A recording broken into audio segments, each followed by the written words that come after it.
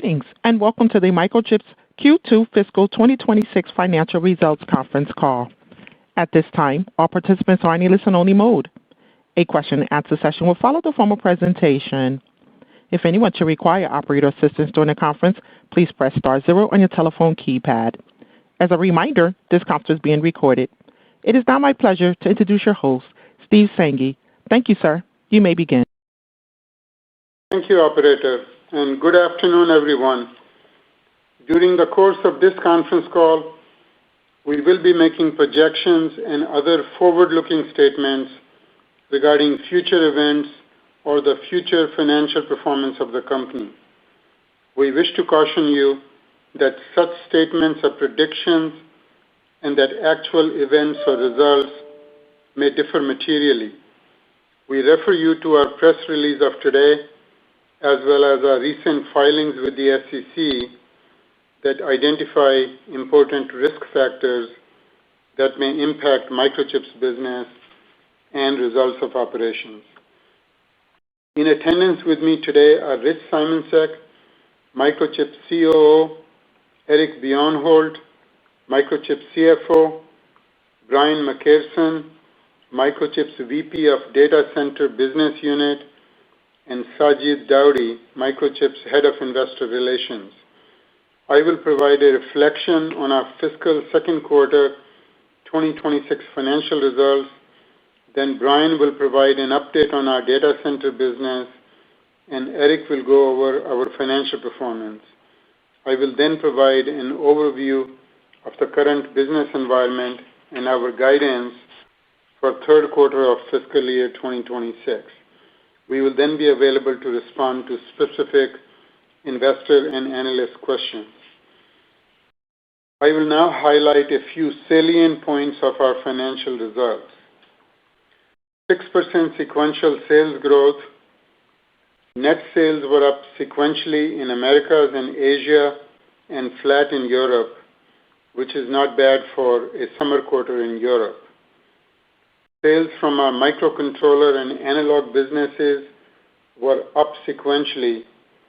Specifically, our MCU business grew 9.7% sequentially, with strong contribution from 32-bit MCU, while our analog business increased 1.7% sequentially. Our Gen 4 and Gen 5 data center products are seeing strong sales growth, albeit from depressed levels, as customers seem to have finished their inventory correction. In the new products area, our blockbuster product announcement came on October 13, when we announced the industry's first 3-nanometer-based PCIe Gen 6 switch to power modern AI infrastructure. Brian McCarson will comment on this later in today's call. Our non-GAAP gross margin was up 236 basis points sequentially. Incremental non-GAAP gross margin was 95% sequentially. Non-GAAP operating margin was up 364 basis points sequentially. Incremental non-GAAP operating margin was 84.6% sequentially. Our incremental gross and operating margins are very positive. Inventory went down by $73.8 million sequentially. Calendar year-to-date reduction in inventory is $261 million. Inventory days were 199 days. Our inventory over 3 quarters has gone down from 266 days to 251 days to 214 days to 199 days. Underutilization in our factories in September quarter was $51 million. The product gross margin in the September quarter was 67.4% due to a rich product mix driven by data center products. We added $71.8 million of new inventory write-off and $51 million of underutilization charge makes a total of $122.8 million of charges. Divide that by the net sales of $1,140.4 million, and you get a non-GAAP gross margin impact of 10.8 percentage points. Subtracting it from the product gross margin of 67.4%, we got a non-GAAP gross margin of 56.7%, which is what we reported. So the product gross margin remains very healthy. We still need to bring down inventory write-offs and underutilization charges. We are pleased to announce that we have entered into a purchase and sales agreement to sell our Fab 2 wafer fabrication facility located in Tempe, Arizona, to a third party. The sale of this facility is part of our previously announced plan to restructure our wafer fabrication operations. Under this restructuring plan, Microchip completed the closure of Fab 2 in May of 2025 and began to transfer the process technologies from Fab 2 to Fab 4 in Gresham, Oregon, and Fab 5 in Colorado Springs, Colorado, both of which facilities have ample clean room space for expansion. The transaction is subject to closing conditions and is expected to be completed in December 2025. Now, we have a special guest for you today. Let me introduce Brian McCarson, Corporate Vice President of our Data Center Solutions Business Unit. Brian will speak about our recent announcement of industry's first 3-nanometer based PCIe Gen 6 switch. Brian? Thank you, Steve, and good afternoon, everyone. I'm the Corporate Vice President and leader of the Data Center Solutions Business Unit at Microchip, and today I'm excited to introduce you to the latest addition to our SwitchTech family of products. Our new Gen 6 PCIe switch, announced on October 13th, marks a significant milestone in Microchip's technological leadership within the AI and enterprise data center infrastructure markets. The build-out of AI data centers continues to accelerate, with hyperscalers committing to gigawatt-scale deployments. Some recent announcements have outlined single infrastructure projects in the 5 to 10 gigawatt range, targeting completion between 2026 and 2027. These developments are driving our current design engagement cycles. It is critical to understand that regardless of whether our customers deploy NVIDIA, AMD, Intel, or custom ASICs, all require high-performance PCIe switching infrastructure. This is where Microchip's Gen 6 SwitchTech products are designed to excel. Last month, at the Open Compute Project Global Summit in San Jose, California, we introduced the industry's first PCIe Gen 6 switches manufactured using 3-nanometer process technology. These new devices deliver 4 distinct competitive advantages. First, PCIe 6 doubles the bandwidth to 64 gigatransfers per second per lane compared to PCIe 5.0, eliminating GPU to storage, memory, and CPU bottlenecks that constrained previous generations.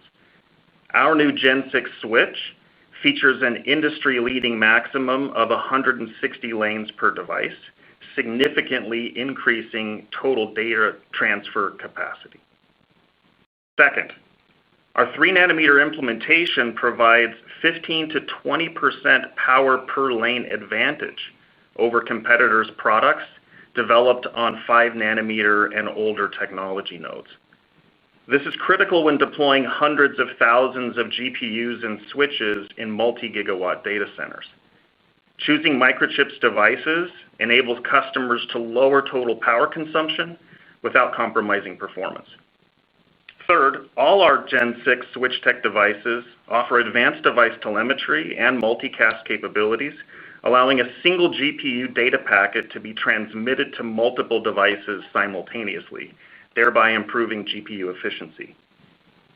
And fourth, we've implemented a secure boot-based hardware root of trust that supports post-quantum cryptography and is CNSA 2.0, the Commercial National Security Algorithm Suite compliant, meeting or exceeding both government and commercial security requirements. This represents industry-leading device security. We are now sampling these products to qualified customers, and recent engagements have been validating both our technical approach and our market timing. From a financial perspective, we believe this represents a significant growth opportunity for the company.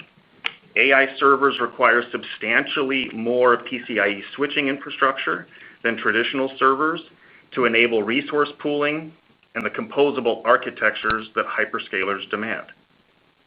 Our total addressable market encompasses the entire data center PCIe fabric, not just a subset.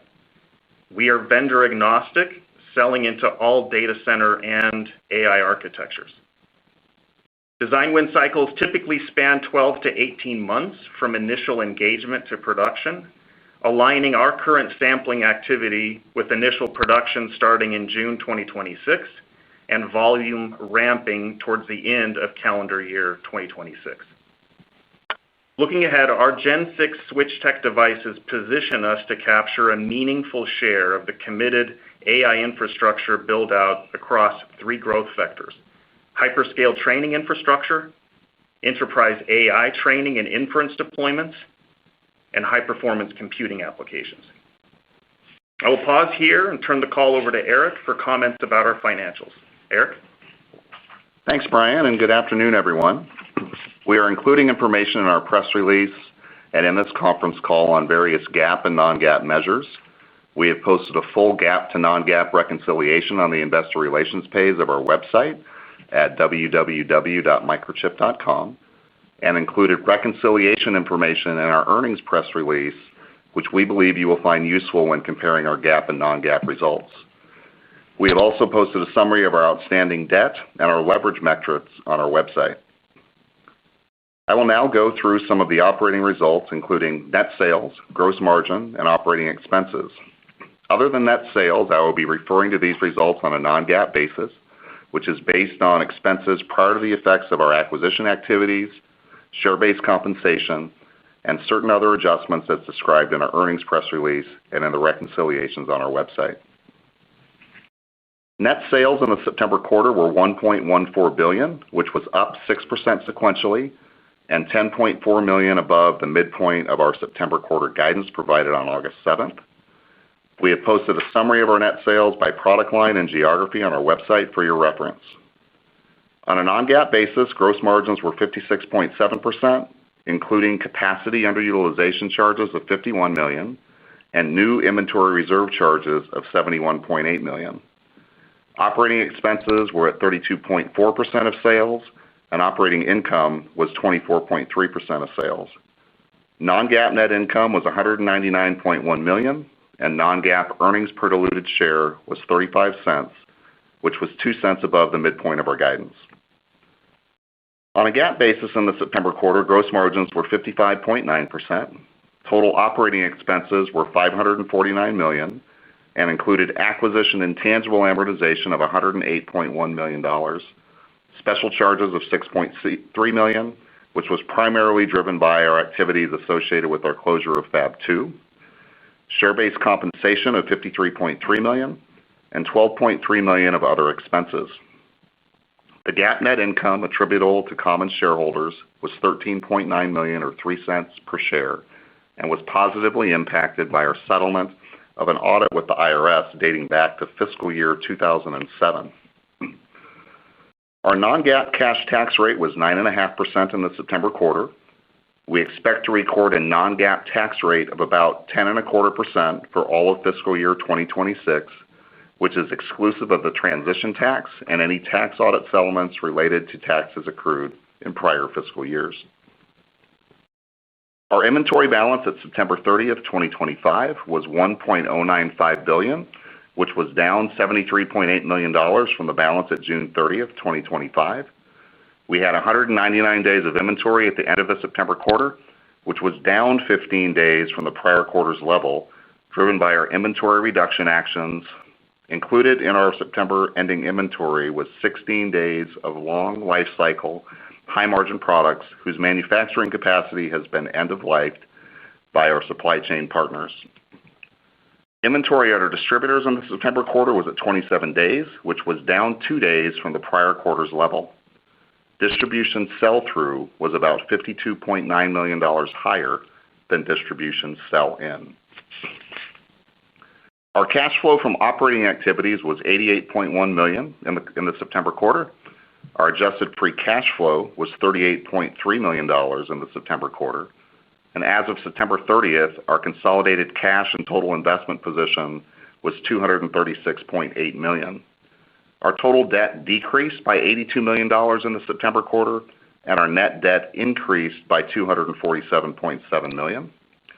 Our adjusted EBITDA in the September quarter was $341.8 million and 30% of net sales. Our trailing 12-month adjusted EBITDA was $1.103 billion, and our net debt to adjusted EBITDA was 4.69 at the end of the quarter.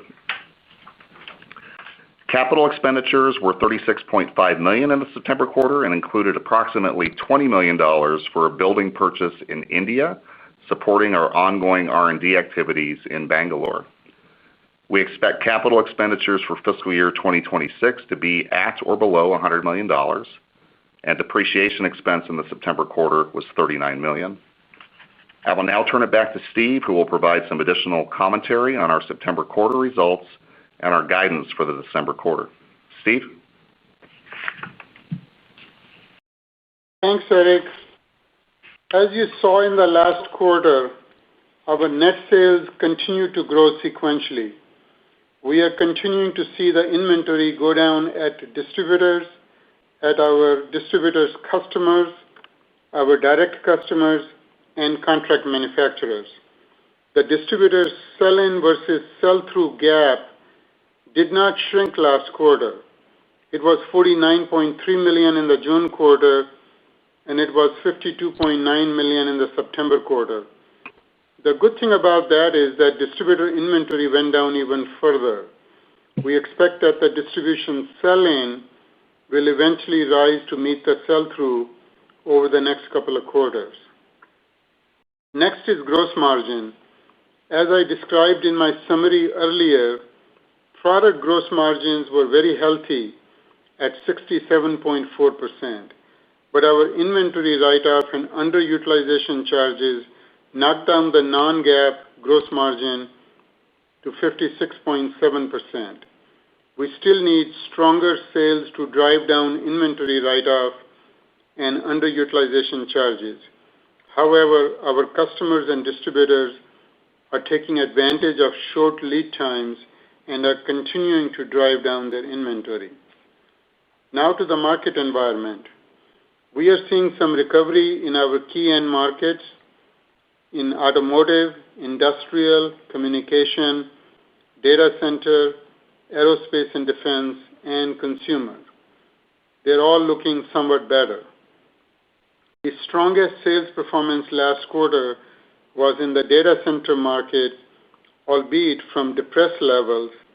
As the inventory at end customers and distributors corrected, we saw a large increase in bookings and shipments of our Gen 4 and Gen 5 products, which included PCIe switches, memory, flash controllers, storage, and RAID cards.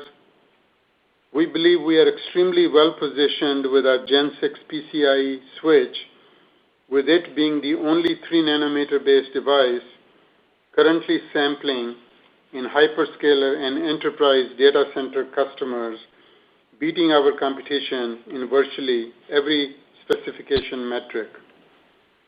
Now let's get into our guidance for the December quarter. Our backlog for the December quarter started lower than the starting backlog for September quarter. The bookings for July were higher than bookings for any month in the last 3 years. August bookings were seasonally low, but better than our expectations, and September bookings were quite strong, as expected, and the best booking month in 3+ years.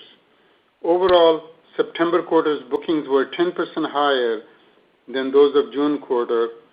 The book-to-bill ratio for the last quarter was 1.06. October bookings were higher than July, so we have a good start to this quarter's bookings, and November bookings so far are very strong. Embedded in these strong bookings is the observation that customers and distributors are scheduling these for March delivery and are continuing to lower their inventories into this calendar year end. A comment about lead times. While lead times for our products have been 4 to 8 weeks for some time, we are continuing to experience lead times bounce off the bottom and are experiencing increases on some of our products. We're running into challenges on certain kind of substrates and subcontracting capacity, and also some foundry constraints on very advanced nodes. These challenges remain isolated to specific areas.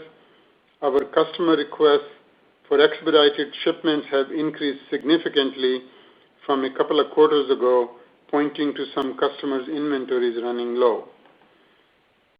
I also want to remind investors that December is seasonally our weakest sales quarter of the year and is typically down low to mid single digits sequentially.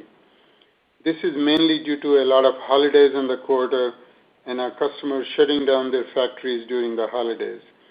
Taking all of these factors into account, we expect our net sales for the December quarter to be $1.129 billion ±$20 million, which would be down 1% sequentially at the midpoint.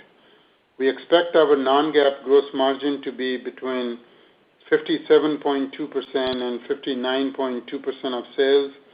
We expect our non-GAAP operating expenses to be between 32.3% and 32.7% of sales, and we expect our non-GAAP operating profit to be between 24.5% and 26.9% of sales. We expect our non-GAAP diluted earnings per share to be between 34 cents and 40 cents. I want to highlight the operational discipline in our business model. Despite a seasonally challenging December quarter with expected slightly lower revenues, our operational improvements are expected to deliver strong profit performance. Non-GAAP operating profit is projected to increase by over $13 million sequentially at the midpoint of our guidance. This operational discipline is evident in our business model's ability to deliver significant flow-through of incremental revenue to operating profit in normal business environments. While we are only providing one quarter of guidance, and that is for this current December quarter, which is seasonally the weakest sales quarter of the year with a lot of holidays and customer shutdowns, we currently expect 3 strong quarters of March, June, and September 2026. March quarter backlog is currently strong, and we currently expect March quarter sales to be stronger than a seasonal low single-digit up sequentially. Finally, a comment on our capital return program for shareholders. Starting this quarter, we expect our adjusted free cash flow to be roughly even with our dividend payment, driven by increasing profitability, low capex, and liberating cash inventory. In future quarters, as we have excess free cash flow above dividends, we intend to use this to bring down our borrowings. With that, operator, will you please poll for questions? Thank you. We will now conduct a question and answer session. If you would like to ask a question, please press star 1 on your telephone keypad.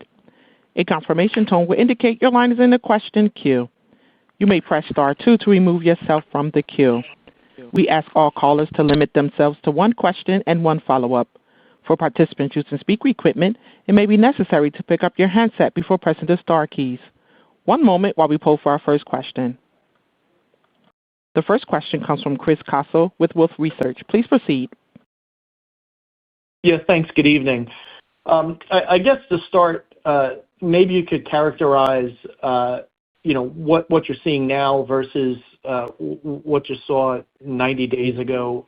At that time, you did talk about expectations for better than seasonal growth in both the December and March quarter. It sounds like December is on the better end of normal seasonality, but how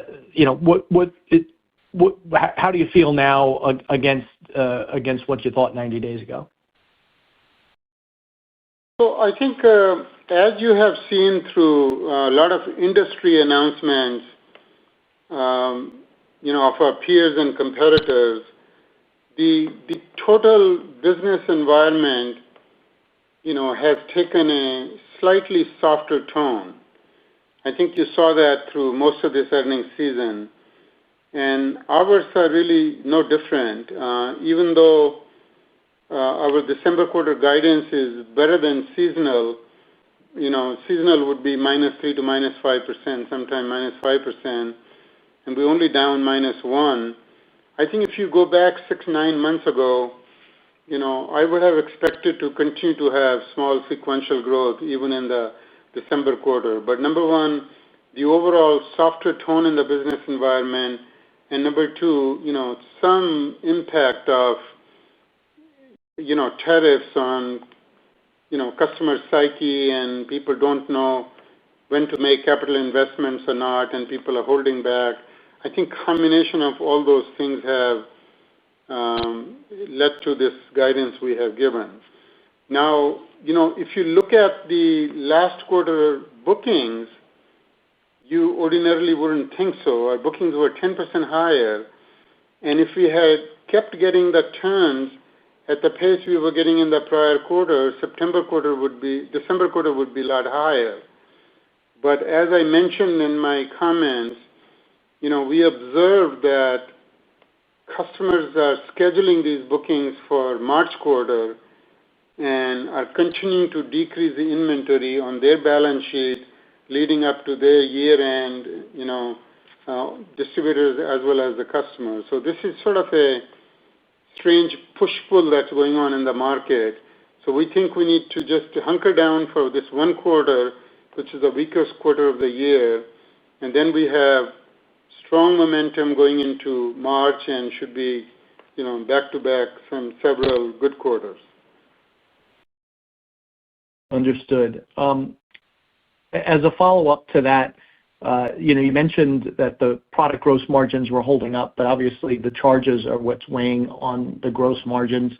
Could you give us an update on what you expect from both the inventory reserve charges and underutilization charges as you go through, with presumably those next stronger quarters as you get into next year? How quickly can some of those charges start to roll off? So we, in general, don't know and don't guide, those things for the future quarters. We just kind of look back and guide the actual that we experienced in the quarter. And current quarter is sequentially down 1%, so it's harder to make a whole lot of impact when your sales are actually, -1. We are looking for just a few days of reduction in inventory, and then I don't really have a guidance on utilization or inventory write-up in the current quarter. But if I look at it over the next several quarters, leading into stronger quarters of March, June, and September, we currently expect to start, ramping up factories at some point in time, start hiring people late in this quarter, and then start ramping the factories. So as you ramp the factories, because the inventory is coming down, and as you ramp the factories, that will lead to lower underutilization. And regarding inventory write-off, the products we're writing off now is not from excess build. If you go back a year and a half ago, we were building lots of excess product above the sales. Factory footprint was very large, and we were writing off product because just, even the freshly built product was really in excess of demand significantly. That's not what's happening today. Our utilization in our internal fabs is quite low, actually, and inventory is coming down. But what's happening is a lot of the product we built 2 years ago, based on then customer demand, in many cases the mix has shifted, and some of that product is slower moving. So once it becomes 2 years old, we have to write off, the rest of the product. So that is what's driving some of these write-offs in every quarter. It's not that the sales are zero on those products. They will sell off, but they are not selling at a pace which would, prevent them, some of it from being written off. So I think, in either case, we're really in the 8th or 9th inning on this entire inventory write-off as well as the underutilization. This one quarter, which is the weakest quarter of the year, is going to hurt, sort of where it falls in the year. But after this quarter, I'm quite optimistic that we're going to have back-to-back good quarters and will make meaningful difference in inventory write-offs and utilization. I think I'll just add a little bit to what Steve said. So, we did talk about how our plan was to ramp output out of the wafer fabs in the December quarter. We are still doing that, so it is increasing. The impact on underutilization charges in the current quarter will be modest. They'll be down, but just ever so slightly. And then, our assumption is that the inventory reserves will come down, but as Steve said, it is hard to predict. But we are guiding a pretty nice sequential increase in the non-GAAP gross margins to like 58.2% at the midpoint of guidance. So we are still seeing some benefit there in a tough quarter. Thank you, Eric. Thank you. Our next question comes from Tim Arcuri with UBS. Please proceed. Hi, thanks.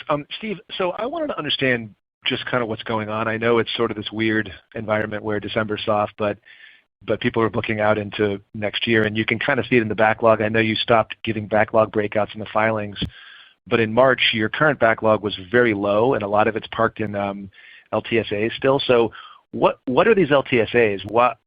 It's coming down very slowly. Why is it taking so long to bring these down? And if customers want product, I would think that, what's the point of parking stuff out in March and June and giving you no visibility in the near term? We don't have any more LTSAs out there.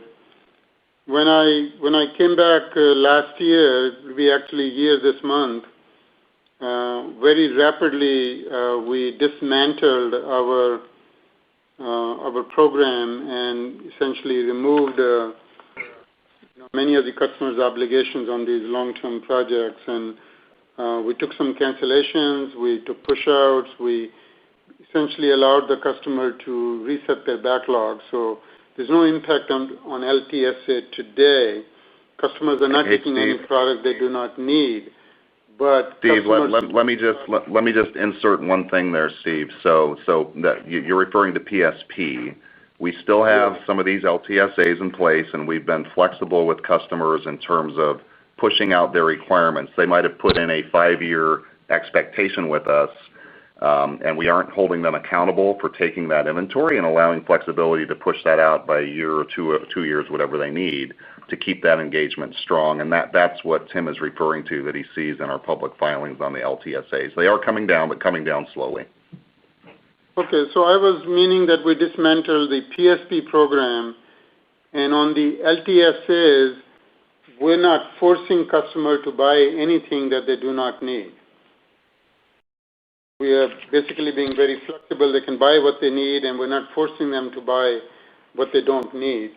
So that's not really causing any kind of problem. I think this is just, I would have hoped that where the customer's inventories are low, they will take substantial intake at direct customers as well as distributors in the December quarter. But what we are observing is we're getting strong bookings, but they're scheduling it in March, and just basically lead times are fairly short, and they're taking chances and driving their inventory lower than I would have thought they would do. Got it. So I guess just from the perspective of like what the point is of even having these LTSAs there, because they're barely coming down actually. So really the only thing that matters is kind of the current portion of what's in, I mean, you're not disclosing backlog anymore, but the current portion as of March was actually pretty small. So the LTSAs, like, what's the point of even having them if they don't provide you any coverage in a quarter like December? It basically incentivizes the customer to continue to design with us. If you are sitting on, a push where they can use our part or they could use, TI or NXP's part, and they're equally good and, prices are, similar.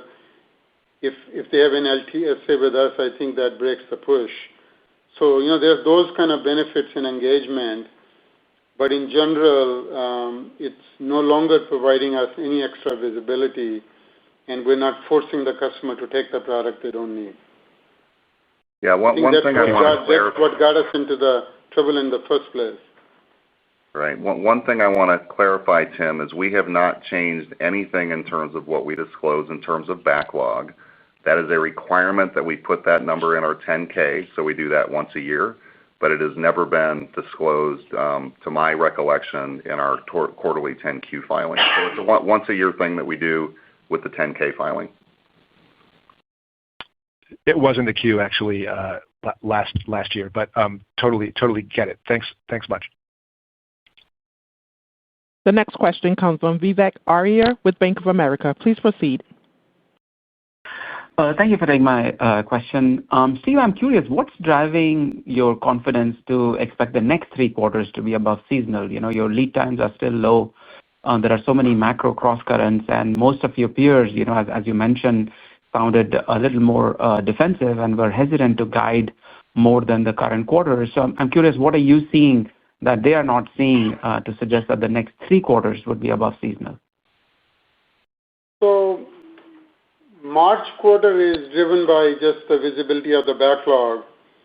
If you look at our backlog today for March quarter and compare it to what the December quarter backlog was on August 6th, I think that would be a 1-quarter difference, right?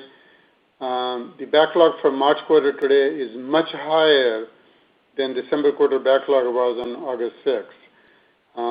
And the bookings that are coming in, its turns component into the March quarter is very strong. So March quarter, my comment is largely driven by visibility and the rate of bookings and turns.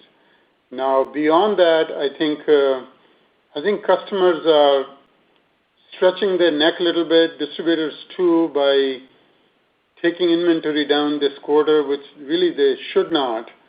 In many cases where their inventory is low enough, but they're basically dressing up their balance sheet for the end of the quarter and then want the product in March. With the customer's inventory having come down significantly and distributor inventory coming down significantly, there is still a $50 million gap in sell-in and sell-through, which we think, some will correct in March and the balance will correct in June probably.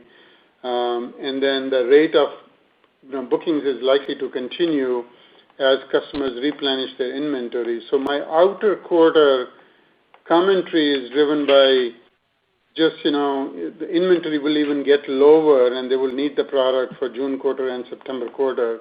And June and September quarter are historically our 2 strongest quarters of the year. They were both up nicely this year and many times they're up usually even in soft years. So I'm less concerned about June and September, and March quarter is driven by the visibility. Understood. And for my follow-up, gross margins are going up nicely in December. Is that mostly utilization driven? I think on the last call or before that, you had mentioned that you expected to take utilization up by 15-20%. I'm wondering what level are you taking it up, and do you expect to increase it again in March? And is there like a target level of inventory in dollars or days that we should think about, until which point you will be more careful with taking utilization up further? Thank you. Eric, can you take that? Yeah. So I mean, we're essentially managing our manufacturing output on a weekly, monthly basis, and so not going to break out the percentages that we're going to increase, but we're shipping out of our factories an amount that is significantly higher than what we are producing, and so we can't let that get too out of whack. So because we just can't ramp the factories super quickly, so it'll be over time. So I would expect that we'll continue to ramp the fabs. That those are decisions that we can make as we go through each month and look at the environment and see where inventory and backlog and revenue expectations are. The second part of your question was what? I'm sorry. Yeah, sorry. Do you expect to increase it again, Eric, in March? Right? If you're expecting several above seasonal quarters, then does it mean that there's an expectation that you'll continue to increase utilization? Yeah, we will need to continue to ramp the factories over time. It probably won't be a steady increase. It's just going to depend on the environment. But in the case that March, June, and September have revenue growth, we would definitely be doing that. Thank you. The next question comes from Joe Quattrocchi with Wells Fargo. Please proceed. Yeah, thanks for taking the question. I was curious if you could comment, is there any specific end markets that you can point to that you're seeing this kind of push-pull more than others?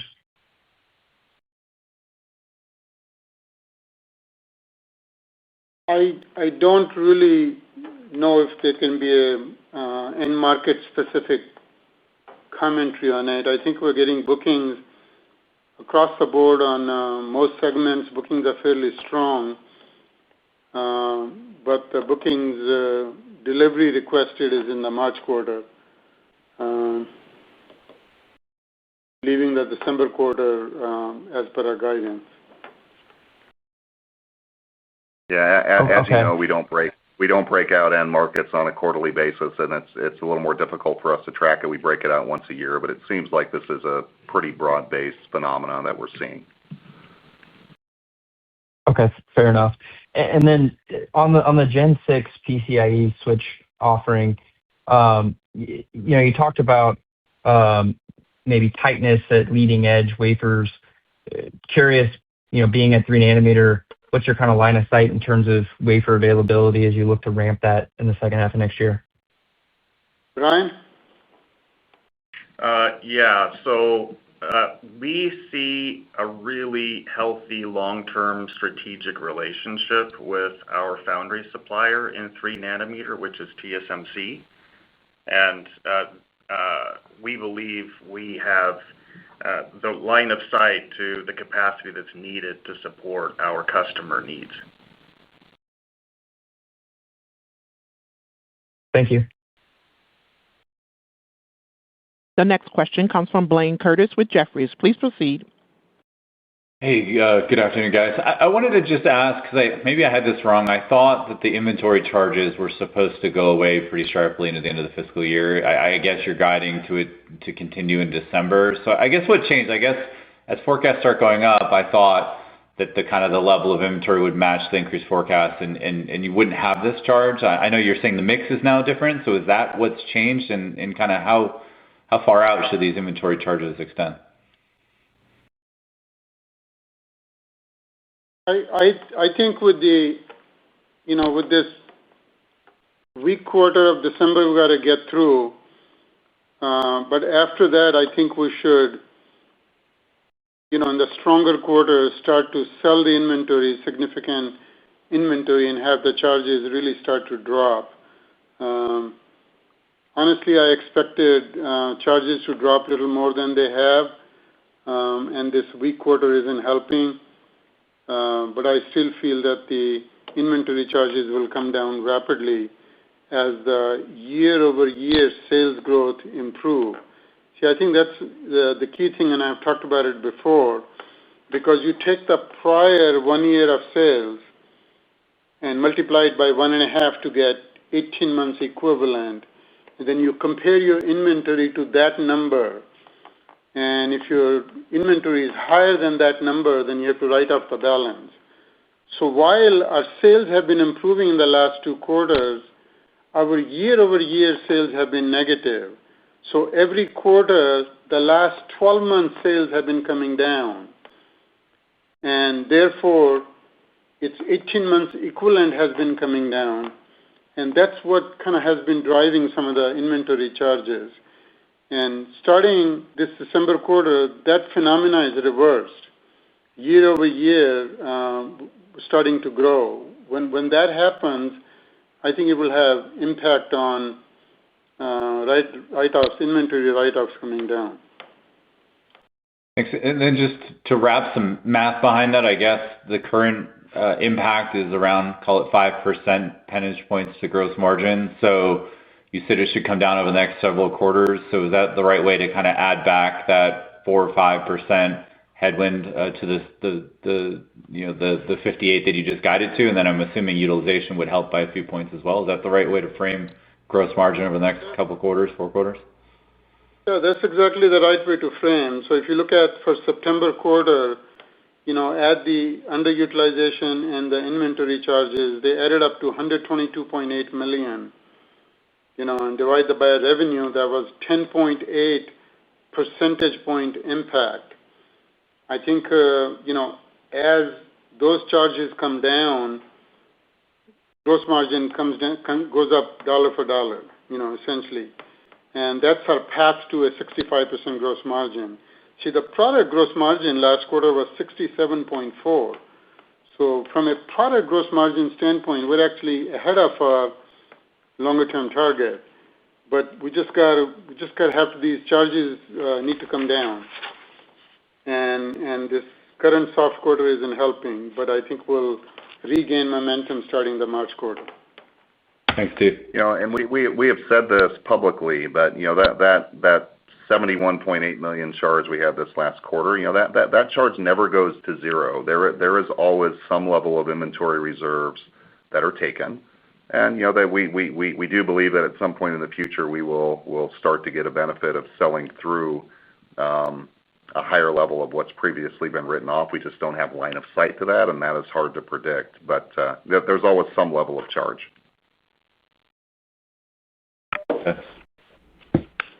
The next question comes from Harsh Kumar with Piper Sandler. Please proceed. Yeah, hey, Steve, the analog business in September quarter, the analog business was a little bit slow to catch up. Most of the sales came from microcontroller on the incremental side. Is that how you see the December quarter shaking out, or do you expect a little bit more of an even contribution from, like a similar percentage contribution from MCUs and analog? Harsh, if you look at the June quarter, those things were reversed. Analog growth was a lot stronger than the microcontroller growth was, and either you or somebody else asked the exact same question, that analog grew more and microcontroller grew less, and is that what you want to, is that what you will see in September quarter? In September quarter, they reversed. Microcontroller did better and analog did worse. So these things go back and forth.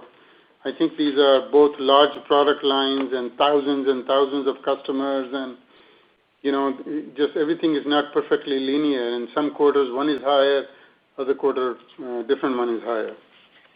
Fair enough.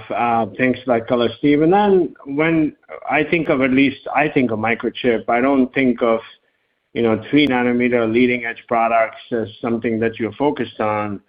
You're obviously highlighting it here in the earnings call. Is this a sort of a strategic shift where you will target more of leading edge data center products? Just some color on your strategy would be helpful here. Yes, you should absolutely take that as a strategic shift. We hired Brian McPherson into Microchip. After I came back last year, I think, Brian, you joined us in when exactly? January of this year. January of this year, so it was just a couple of months later. And Brian is focused on getting our data center products to state-of-the-art in market positioning. And this one The 3-nanometer Gen 6 switch tech device is the first one. And you'll see a series of new devices coming in from this business unit, all state-of-the-art products to gain significant share in the fast-growing data center market. Now, this is not the only place we're putting attention. We also formed an AI business unit. I think I talked about it some time ago. And this was just a few months ago, so you'll be getting some updates on what's going to come out of that group. We're also putting a lot of effort into our FPGA business unit. You'll be hearing some new product announcements in this coming year on our FPGA products. You heard our high-performance space computing announcement, I believe, where we're doing under a NASA contract, we're doing the next-generation space computer. So yes, it's a strategic shift towards continuing to do what we're doing, microcontroller and analog and all these other products, but in addition, have a component of our business which is across more advanced nodes, high-performance products, lower power, market-leading products with a much higher growth profile, thus pulling the overall CAGR of Microchip higher than you would otherwise expect. That is the strategic shift. Very helpful, Steve. Thank you. The next question comes from William Stein with Truist. Please proceed. Great, thanks. Steve, any estimate or best guess as to when the underutilization charges and inventory write-downs get to sort of a normalized level where maybe we'd see the product margins just show on the non-GAAP P&L without a whole lot of adjustments? Maybe I guess that takes us to somewhere between 65, your target, and where you're running now a little bit high of that. Is that something we should expect sort of in the early part of fiscal 27, do you think, or will it be further out? I'm not comfortable forecasting at this point in time, especially in a otherwise soft quarter. I think we will make substantial improvement in the next fiscal year. We'll make improvement in March, and then again, June is the start of the next fiscal year. So you're not directionally wrong. I just don't want to put an absolute time frame or an absolute figure. Okay, as a follow-up to that. I think we're confident in saying that the inventory write-offs normalize quicker than the underutilization goes away. Both will be moving in the right direction, but underutilization will take longer as our expectation, but we're not putting a time frame around it. That's helpful. Thank you. As a follow-up, when I have discussions with investors, particularly ones bullish on Microchip, they look at these two charges and they say, well, those will go away at some point, but then also we'll get some leverage on the gross line, some gross margin leverage. So we'll actually see gross margins go higher than that level. And I wanted to check my understanding of this because I think the underutilization charges are designed to sort of simulate a 90% utilization level. So you may get higher margins, for example, from mix, but from utilization, can you correct me if I'm wrong that we shouldn't see higher gross margins than the product gross margins you're referring to from utilization unless we get above 90% utilization? Is that approximately correct?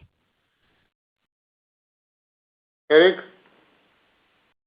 Yeah. So, when Steve is quoting the 67% plus product gross margin, we would not recommend that anybody puts that into their models, quite honestly, as that's where we're going to end up. We have a 65% long-term model. We just did, whatever it was, 56.7, and we're guiding to 58.2 at the midpoint. So we've got a long ways to go. Each of our factories has a level of what we would call normal utilization. It could be 90%, the number you used in one factory. It could be 75% in another factory. And it's just going to depend on how the revenue mix comes in over time. Obviously in the upcycle, we were running at 100% plus capacity in just about every factory. And at that point in time, there was other things that were helping and expedite charges and whatnot, where we got to 68% plus gross margin. But that is not standard by any means. And we're really focused on getting to the 65%. And when we get closer to that number, we'll obviously reevaluate and provide future guidance to you guys. Thank you. You're welcome. The next question comes from Harlan Sur with JP Morgan. Please proceed. Hey, good afternoon. Thanks for taking my question. Can you guys give us an update on the Fab 2 closure, right sizing of Fab 4 and Fab 5 back in the June quarter? You guys were targeting about $115 million in cost savings annually at that, at the current quarterly revenue run rate. That's about 250 basis points of gross margin improvement. Is all of that now accounted for in your current gross margin profile, or is there still more on the come? Eric? Yeah. So, for Fab 2 specifically, we talked about $90 million of annual cash savings, right? And we're on our way to accomplishing that. But as Steve indicated, with this agreement that we have in place that's still subject to closing conditions, if that closes in December, we'll get some cash from that, which isn't going to be disclosed at this point in time. But those costs really aren't impacting our non-GAAP gross margins today. The two biggest factors are the underutilization charges and the inventory write-offs. But it's great that we've got to this point with that factory, and getting it completely out of our cost structure, hopefully by the end of the quarter, will be a nice step for us. Yep. Thanks for that. And then thanks for the update on your PCIe switching portfolio. On a segment reporting basis, data center and compute was 19% of your total revenues in fiscal 25. What's the rough mix of data center versus client or PC compute? I assume majority of the segment is data center focused. Any way to quantify it? Is it 60/40, 70/30? I mean, these products are more application specific, so easier to track. I assume you guys track this mix pretty closely, but any way to quantify the mix differences? Yeah, we don't break that out to that level of degree to everyone. Majority of that is related to data center more than anything within that bucket of 19%. Okay. Thank you. The next question comes from Joshua Buchalter with TD Cowen. Please proceed. Hey, guys. Thank you for taking my question. I also wanted to ask about the backlog visibility. So you mentioned more customers wanting to take orders in March than December, which I understand because lead times are short and they can. But given the backlogs down sequentially and you're expecting an above-seasonal March after what seems like an above-seasonal December, maybe you could spend a little bit of time talking about longer term, what's driving the confidence after March that you're going to see those 2 to 4 quarters of very strong results? Is it demand signals? Is it expectations of inventory restocking because you're nervous that, or your customers get nervous that things are too low? Just trying to understand what signals you're seeing as we get into 26. Thank you. So I think as we get on the other side of the December quarter, you have several winds on the back kick in. Number one, the difference between sell-in and sell-through has to close. Distributor inventories are going to become normal here. They've come down very significantly. There is maybe a little bit to go here and there, but they're largely getting corrected. So when the correct in another quarter or so, you have a $50 million sell-in to sell-through gap that needs to close. So that is a wind on the back. And it will close by people buying more product on sell-in, which is a gap revenue. The second is the same phenomena on our direct customers, contract manufacturers. As their inventory corrects, they will start buying what they're consuming. Today they're buying much less than what they're consuming. So that's another wind on the back. And third, June and September are seasonally strong quarters. December is our weakest quarter, March is the next better, and then June and September usually are strong. So we have strong quarters coming up, plus we have this inventory phenomena in distributors, direct customers, and contract manufacturers. All of that together, I think we'll have a decent financial performance. Good. Thank you for the color there. And then I also wanted to follow up on the 3-nanometer PCIe switch. Maybe you could give us some details on what's your expected go-to-market and sort of how mature the commercial engagements are. You're doing 3-nanometer, your peers are at 5-nanometer. Are you competing on performance versus cost as a result? And should we expect meaningful revenue contribution in 2027 with the part coming out at the end of 2026? Thank you. Brian? Several really good questions there.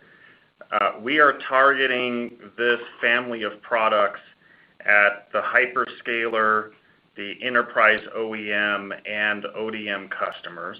So we're covering all segments of the both AI data center and enterprise data center markets with these products.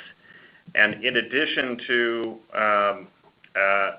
the customers that I mentioned, we see a sizable market. We think the total available market for our SwitchTech family of devices that we serve should exceed $2 billion per year today. And while there's a lot of variation in different expectations for growth, we're expecting greater than 10% CAGR on that total available market through 2035. So given that we expect to release to production by June 2026 and typical design win cycles with customers, 2027 and the latter part of 2026 is when first revenue should be appearing. Okay, thank you. The next question comes from Chris Danely with Citibank. Please proceed. Hey, thanks, guys. So, Steve, just going back to your earlier comments, you said that you expected the December quarter to be a little better, and things seem to get a little softer at some point in the September quarter. Can you just talk about, I guess, when that happened?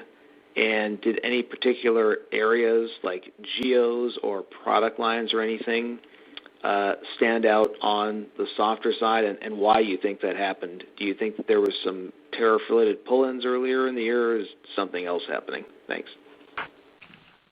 So I think our bookings remained strong. July was one of the best booking months in 3 years, and then August was slower but still better than expected. And I've talked about the August was always slow because of the holidays, vacations and all that, but it was better than expected. And September was very, very strong, best booking months in 3+ years. And the book-to-bill ratio was positive. The bookings were up 10% sequentially. The only reason why I say, December is a little softer and disappointing is the customer decided to give us strong bookings, but schedule them in January and essentially dress their balance sheet for calendar year end.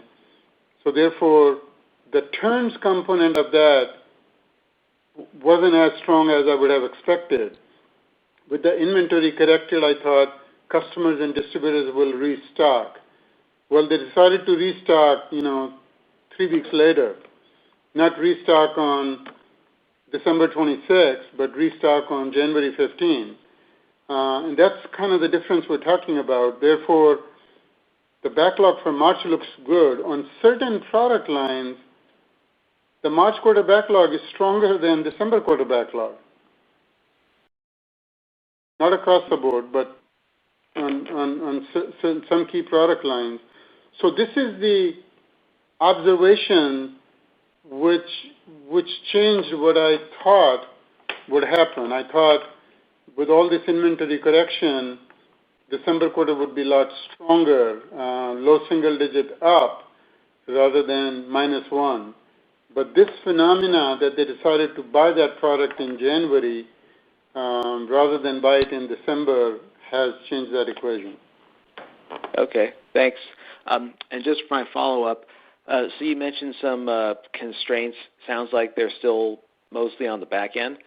Are those constraints getting worse? When do you think you can get them under control, and is it causing you to miss out on any sales? So,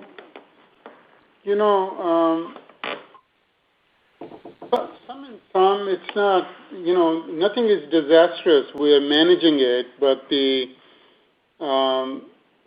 substrate capacity is the one that was extremely constrained, if you remember, a couple of years ago, 3 years ago. And now as these advanced products have come in, all the, AI products and products from all these, companies going into high-end data centers and all that, they all require substrate capacity. And in the last quarter, we were also competing with cell phone builds for the December quarter because they all require substrate. So we were, competing with some significant demand. Now that demand is for new product launch, and that is over now. So some of those constraints have gotten less so, but it's still really touch and go. I think, yes, in certain cases, customers wanted the product in September or in December, and we're shipping it a quarter later. Yes. I mean, it's not hundreds of millions of dollars, but it's meaningful. Okay. Thanks, Steve. The next question comes from Joe Moore with Morgan Stanley. Please proceed. Yes, thank you. I wonder if you can just help us try to triangulate where the demand actually is. Looking at your bookings levels, 1.06 is pretty good, but your revenue is about half of what it was at the peak. And I guess the real consumption is somewhere between that peak number and where you are now. But just as you look at the bookings pattern, do you have any updated sense on where we're going to get when we get to consumption levels? I cannot help you or anybody else to figure out where the exact consumption level would get to. I would agree with you that it's somewhere between the peak and where we are,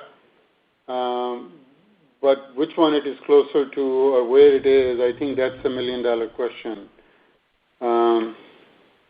Honestly, this entire recovery has been a lot slower than anybody would have expected. I think all these tariffs and customer concerns about capital investments and automotive to EV to gasoline shift, and there've been a lot of curves that have been thrown at this market, and the overall progress has been less than I personally would have wanted.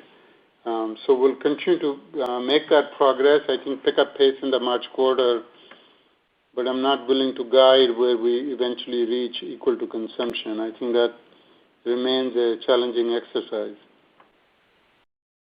Okay, fair enough. Thank you. And then with my follow-up, the data center products, when you talk about the new switch and things like that, where do you guys stand in terms of, hyperscale cloud relationships? Do you have partnerships there where they're coming to you and saying, here's the product we need, can you help us to develop that? I know you have a lot of data center businesses that were acquired when they were sort of enterprise-centric. Can you just update us on where you are with going to market with these bigger cloud customers? Sure.